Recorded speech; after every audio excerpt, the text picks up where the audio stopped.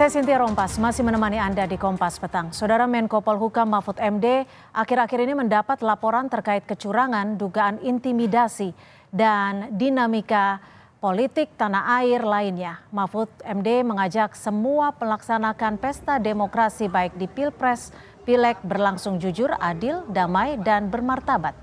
Terkait penetapan laporan tersebut, semua dilaporkan di Jakarta, Bali, Jawa Timur, Jawa Tengah, dan Sumatera Utara, dan juga daerah lainnya. Oleh karena itu, Menko Polhukam ingatkan dan mengajak semua melaksanakan pemilu dengan penuh kejujuran berdasarkan prinsip demokrasi yang berkeadaban. Tidak ada kecurangan, tidak ada tekanan kepada kelompok tertentu, dan tidak boleh pemihakan kepada kelompok tertentu.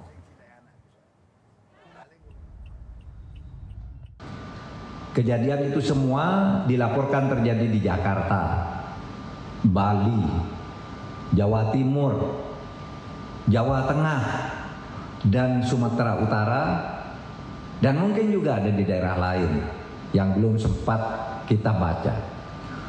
Oleh karena itu, saya mengingatkan sekali lagi, sekaligus mengajak kita semua untuk melaksanakan pemilu dengan penuh kejujuran berdasar prinsip demokrasi yang berkeadaban. Tidak boleh ada kecurangan, tidak boleh ada tekanan-tekanan terhadap kelompok tertentu, dan tidak boleh ada pemihakan kepada kelompok tertentu lainnya.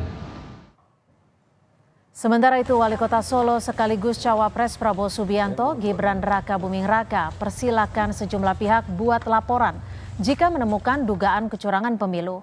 Hal ini diungkap Gibran merespon pernyataan Ketua Umum PDI Perjuangan Megawati Soekarnoputri terkait dugaan adanya kecurangan pemilu 2024. Putra sulung Presiden Joko Widodo ini menambahkan pihaknya juga tak menginginkan terjadinya kecurangan di pemilu 2024. Ya dilaporkan aja misalnya ke Bawaslu atau apa, misalnya ada kecurangan atau apapun itulah ya. KPU telah menetapkan 3 pasangan Capres-Cawapres di Pilpres 2024. Esok hari akan dilakukan pengundian nomor urut di tengah proses tahapan Pilpres yang bergulir, polemik soal Mahkamah Konstitusi juga masih menguat. Lalu bagaimana legitimasi peserta Pilpres termasuk pasangan Prabowo Gibran yang masih menjadi sorotan? Kita akan bahas, sudah hadir bersama kami di Kompas Petang. Di studio sudah ada Direktur Eksekutif Lingkar Madani, Bang Ray Rangkuti, dan juga sudah ada juru bicara TPN dari Ganjar Mahfud, Mas Ciko Hakim, dan juga juru bicara pemenangan tim pemenangan Prabowo Gibran, sudah ada Pak Wihadi Wianto melalui sambungan virtual. Selamat sore, terima kasih sudah bergabung bersama kami di Kompas Petang. Sore semuanya. Saya langsung ke Mas Ciko. Mas Ciko, ini kan sudah ada penetapan. Kalau dari tim pemenangan Ganjar Mahfud sendiri melihat prosesnya seperti apa hingga sejauh ini? Kami pada prinsipnya tim pemenangan nasional Ganjar Mahfud selalu menghormati hukum positif yang berlaku atau putusan-putusan hukum yang berlaku. Cuma kita mengetahui tidak dapat dipungkiri ada proses-proses pencalonan yang cukup aneh gitu ya, melalui putusan MK kemudian yang memutus kebetulan juga akhirnya diberi sanksi pelanggaran berat, dicopot dari jabatannya terkait dengan proses dalam pengambilan keputusan di MK tersebut. Jadi ini agak lucu, tapi ya sudahlah, kalau memang ini yang tetap bisa harus dijalankan secara hukum dianggap sah dan lain-lain, ya kami siap bertarung dengan siapapun. Jadi apapun yang terjadi di belakang selama penetapannya sekarang sudah dianggap memenuhi syarat akan tetap melaju. Tentulah, karena kita memang sudah siap untuk menjadi pendukung dari Capres-Cawapres Ganjar Mahfud, dan kita siap. Pak Wihadi, kalau tadi Mas Ciko sempat sebut prosesnya bisa dikatakan ada yang aneh. Bagaimana Anda merespon statement ini?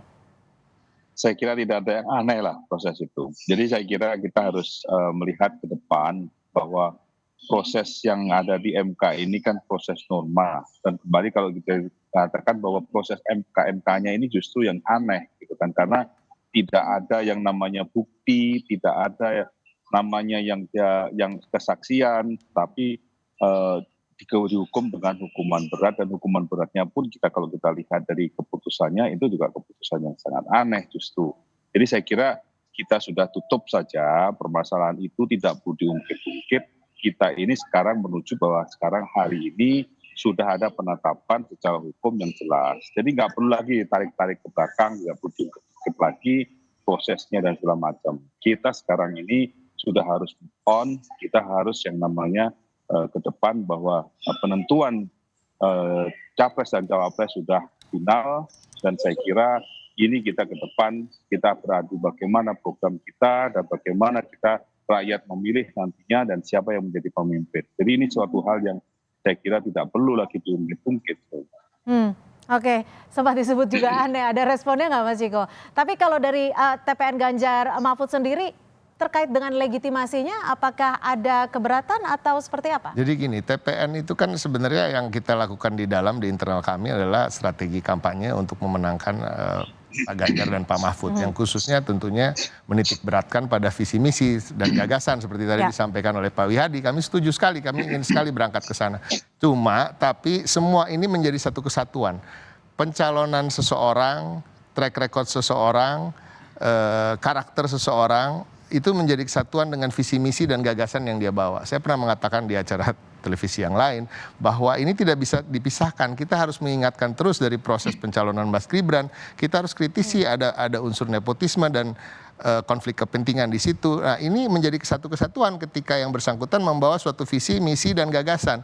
Apakah dia dapat dipercaya untuk merealisasikan gagasan tersebut kalau dia sebenarnya beberapa bulan lalu berbohong, tidak mungkin maju sebagai calon wakil presiden dan lain-lain. Nah, ini kan juga dia berada di partai politik yang lain daripada yang sekarang mungkin dia sudah keluar atau bagaimana. Ini hal-hal seperti ini menjadi satu kesatuan paket dalam suatu kampanye politik. Kita harus melihatnya secara utuh. Secara utuh, dilihat secara menyeluruh.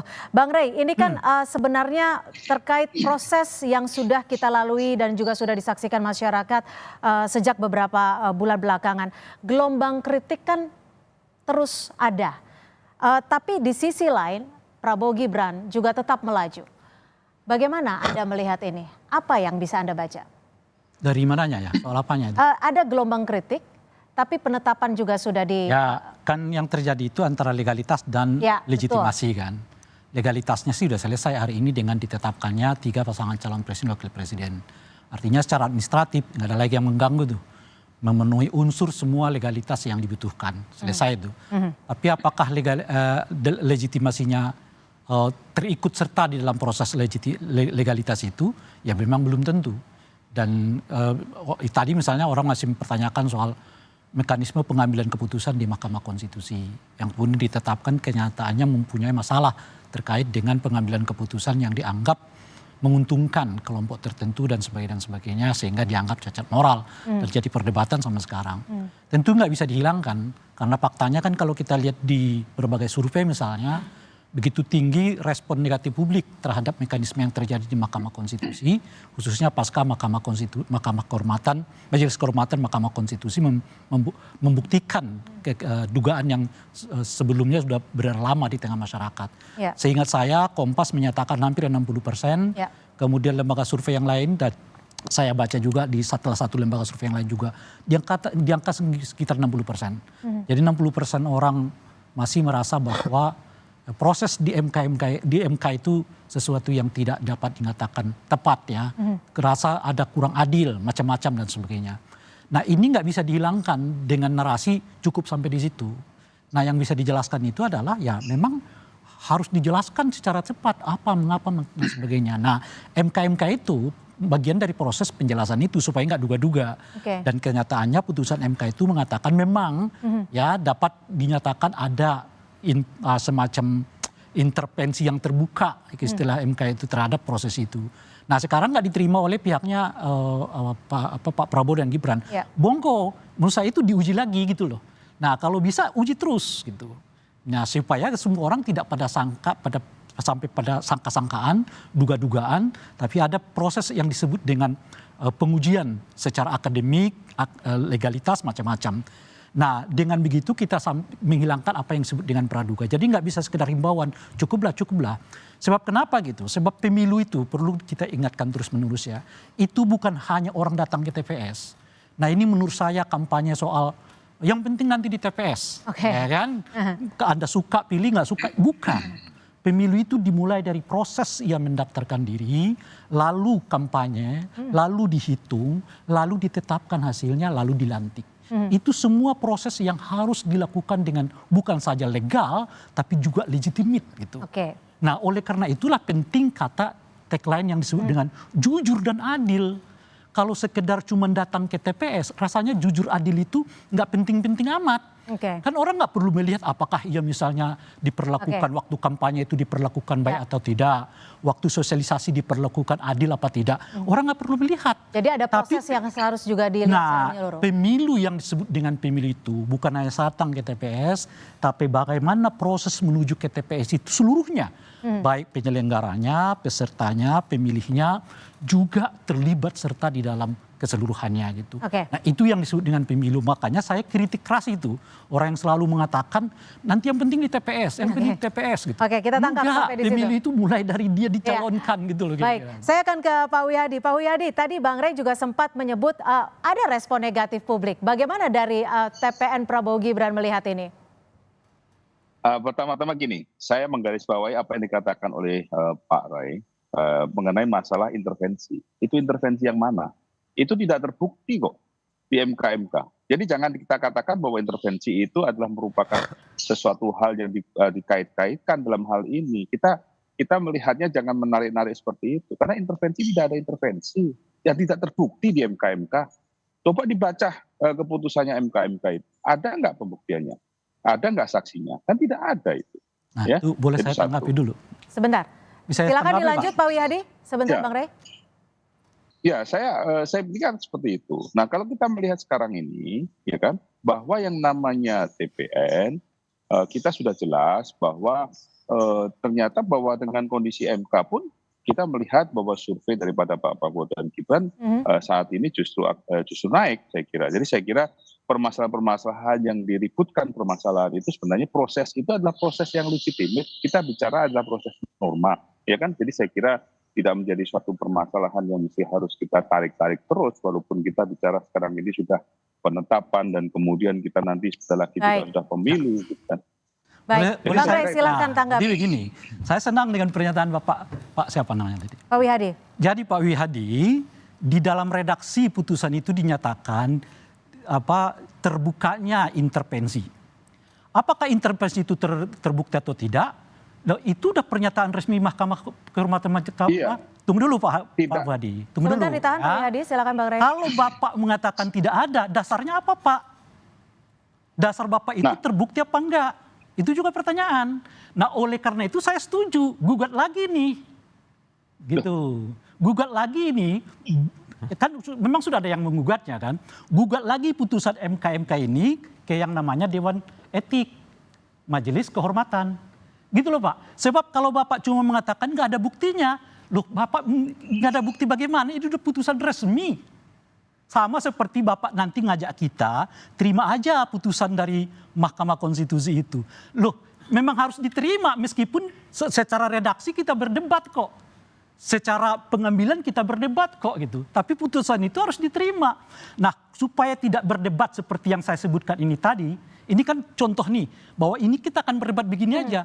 Timnya Pak Prabowo mengatakan, nggak ada kok. Loh, dasarnya nggak ada apa. Loh, ini putusan resmi. Gitu ya. Nah, oleh karena itu menurut saya, gugat lagi Pak.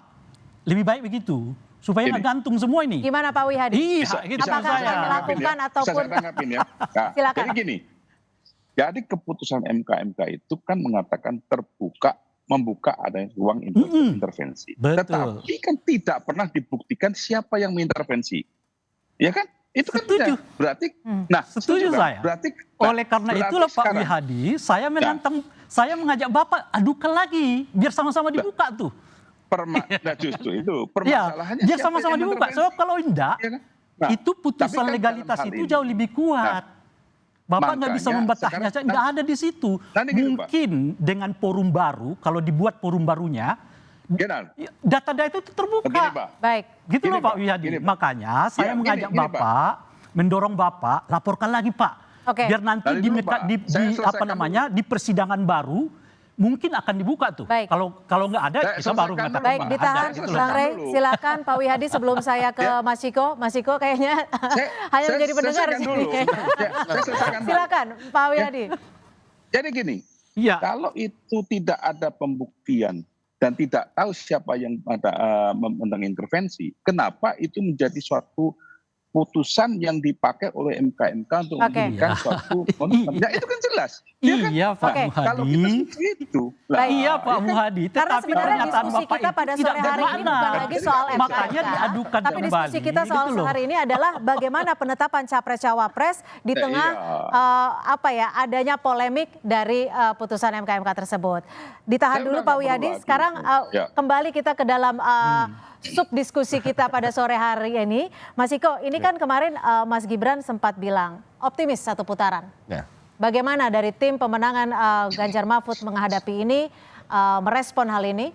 Kalau melihat dari hasil-hasil survei yang dilakukan oleh berbagai lembaga survei, khususnya kalau kita bisa bilang yang netral, saya rasa hal seperti itu sulit terwujud ya, satu putaran siapapun itu, walaupun tim pemenangan Ganjar Mahfud juga menargetkan satu putaran. Nah, kalau soal target, kita semua punya target. Nah, mengenai satu putaran ini yang saya takuti, nah kembali lagi, ini bukan menakut-nakuti atau mencurigai aparat dan lain-lain. Cuma yang kita takut dengan digaung-gaungkannya terus satu putaran, dan memang tujuannya adalah untuk supaya masyarakat menerima ketika salah satu calon menang satu putaran, walaupun prosesnya mungkin juga karena ada ketidaknetralan aparat di situ. Oke, Ini Anda mungkin. melihatnya sampai saat ini ini salah satu, ada saya ini kan intervensi kita nih udah semua yang duduk di sini udah mengalami menjadi campaigner atau menjadi pengamat udah puluhan tahun, bukan baru 10 atau 12 tahun. Jadi kita tahulah beberapa strategi-strategi. Nah, kita berharap itu tidak menjadi kenyataan, tidak ada ketidaknetralan aparat, tapi ya kita harus ingatkan terus. Tapi kalau soal kemenangan satu putaran ya tentunya tim Ganjar Mahfud ingin juga menang satu putaran. Nah, Oke. itu menjadi target kita. Target, tapi menurut Anda memungkinkan tidak? Kami selalu merasa mungkin.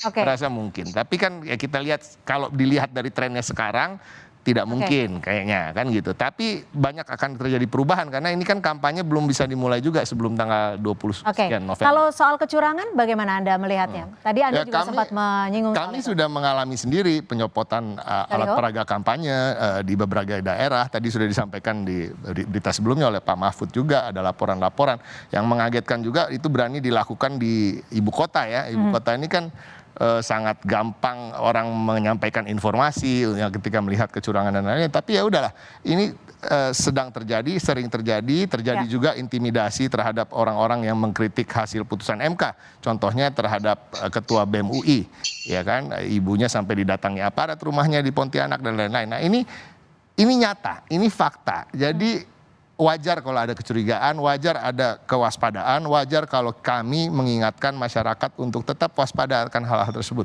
Demi terwujudnya pemilu jujur dan adil. Jujur dan adil. Pemilu yang dikatakan oleh Bang Rey tadi adalah mulai dari proses, bahkan sebelum proses, rekam jejak kandidat sebelum proses, dari mulai mereka pada lahir dan berkembang sebagai manusia, itu juga sebagian dari proses itu sendiri. Oke, Pak Wihadi, bagaimana Anda menanggapi dari statement Mas Iko ini? Anda optimis tetap satu putaran Prabowo Gibran? Kalau kita melihat daripada angka-angka survei yang saat ini, ya kan kita lihat bahwa ada kenaikan yang cukup signifikan. Nah, dasarnya kita adalah memang kan dasar survei. Jadi kita dari survei itu, terus kemudian juga daripada masyarakat. Saya kira kita tidak perlu lagi bicara mengenai masalah netralitas. Karena kalau kita bicara netralitas, ya kan, kami ini sebagai timnya Pak Prabowo dari 2014-2019 sudah kenyang dicurangin, ya kan? Sama siapa Jadi Pak? sekarang ini, ya. Sama siapa Ya kan? Pak yang curang? Ya, lah itu kan saya nggak bisa ngomong siapa lawannya yang curangin, ya kan? Jadi kalau sekarang Saat itu yang bertanding curang, seingat saya Pak Jokowi dengan Pak Prabowo ya. Nah iya, Ah, kalau iya. sekarang kita diomongin curang, ya kan? Kalau kita diomongin curang, ya kan curangnya yang mana kita yang curang? Mau kita nggak punya pengalaman mencurangi kok. Justru Ya. biasanya yang tahu Karena cara mungkin mencurangi bersama itu yang akan lalu. teriak duluan. Musuhnya yang Gitu. lalu. Gimana Mas Iko? Ya kan? Karena mungkin sekarang bersama dengan musuhnya yang lalu yang katanya Bapak nyurang itu. Ya, Gimana Pak Wihadi? Saya kira nggak perlu, saya kira tidak seperti itu. Enggak. Justru bukan dari situ kan. Enggak, Saya kira. iya. Jadi saya tidak ada hal seperti itu. Kita lihat bahwa kepolisian, aparat semuanya ada. Dan kita kalau lihat sekarang ini, kejadian di Kabupaten Cilacap, itu PJ-nya itu jelas-jelas kan, PJ-nya itu jelas-jelas mendukung dan membuat suatu statement juga dengan kancing merah dan segala macam. Itu justru kelihatan gitu loh. Kok itu nggak direkspos, kok justru hanya masalah baliho? Baliho belum tentu, itu Bawaslu yang nurunin bisa aja gitu loh. Kalau Baik. yang di Kabupaten Cilacap bagaimana? Oke. Ya kan? Itu laporannya masuk nggak gitu kan? Itu malah jelas loh. Ya kan, sebagai PJ Bupati, Baik. dan ada berapa PJ Bupati gitu kan? Baik. Nah itu aja kira. Baik, Bang Rey, bagaimana Anda melihat dan juga membaca dugaan kecurangan yang terjadi di beberapa daerah ini? Kan dua-duanya ini menganggap bahwa kecurangan itu sesuatu yang pernah dan akan kan. Kalau Atau sedang. Pak Muhadi tadi mengatakan, oh tapi pernah kok dicurangin. Makanya saya tanyakan siapa yang curanginnya kan, kira-kira gitu.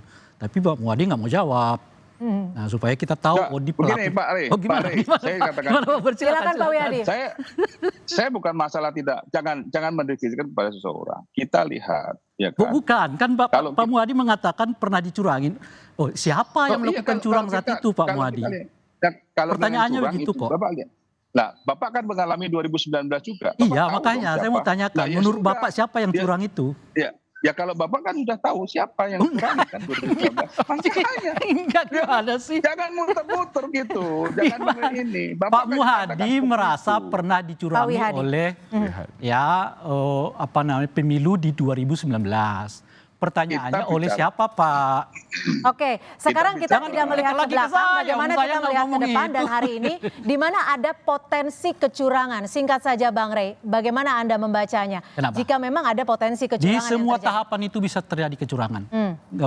Termasuk ya saat ini misalnya, ini kan masa sosialisasi. Habis itu kampanye. Nah di sosialisasi itu apa yang perlu kita perhatikan dengan baik-baik? Pertama adalah penempatan baliho. Itu sesuai dengan ketentuan apa tidak. Jumlah baliho menurut saya juga. Jangan sampai ada partai politik yang menempati semua ruang. Sehingga nggak ada kesempatan kepada partai-partai yang lain itu untuk juga menempati posisi yang sama. Baik. Oleh karena itu harus diatur. Dalam hal ini sebetulnya yang ngaturnya adalah Bawaslu. Oke. Bawaslu lah yang harus turun tangan untuk memastikan bahwa baliho ini tepat. Kalau diambil oleh Satpol PP, Satpol PP-nya diingatkan oleh Bawaslu. Baik. Misalnya begitu. Jadi aturannya harus lebih tegas dan Dan kita kan sudah punya Bawaslu, Ya. ya kan, untuk supaya tidak terjadi kekalutan kayak begini nih, satu merasa begini, satu merasa begitu. Itulah pentingnya ada Bawaslu. Nah pertanyaannya Bawaslunya sekarang ngapain? baik. Kan kira-kira begitu. Baik, jadi semuanya harus lebih Ya, lebih responsif Ya. untuk melihat adanya potensi Ya, kecurangan. termasuk tadi Pak Muhadi, Pak kalau belum puas Pak MK Wihadi. itu silakan dilaporkan kembali, kita tunggu tuh. Oke, Nah, wah gini, ditantangin terus gini, kayaknya sama gini, Bang Bang Rey Rey. ini ya. Gini ya, Bang Rey, gini Bang Rey. Iya, ya Gini, Bang gimana Rey. Pak? Gimana Singkat Pak? saja karena durasi sudah Ya. sangat tipis. Singkat saja. Supaya clear Pak, Kalau- jangan saling ini di belakang. Iya, saya ngomong dulu Baik. dong. Kalau Ya, jangan ya, saya ya, ngomong silakan, dulu Pak, silakan. dong. Baik, Ya kan? baik. Tahun 2019, Ya. pada saat 3 bulan sebelum pemilu seperti ini, itu kan sering banyak saling melapor, ya kan? Melapor dan Ya. saling melapor di APH, ya kan? Dan Ya. kita Baik. melihat bagaimana itu komplainnya APH, yang di sini cepat, yang di sini lambat dan segala macam. Tapi kenyataannya sekarang ini 3 bulan sebelum pemilu kan adem ayem aja. Jadi kita Oke. jangan ngomporin dengan situasi bahwa ini nggak netral. segala Baik, macam. kita sudah tangkap Bang Rey juga Pak Wihadi. Itu. Pastinya Bukan jadi ngomporin. harapan kita bersama ya. Baik, terima kasih. Terima kasih kita sudah tangkap Bang Rey Ya. Rangkuti, terima kasih sudah bergabung bersama kami, Direktur Eksekutif Lingkar Madani. Mas Ciko Hakim, terima kasih sudah bergabung Halo, bersama Bang kami, Madi. juru bicara TPN Ganjar Mahfud, dan juga Pak Wihadi Wianto, juru bicara TPN pemenangan Prabowo Gibran.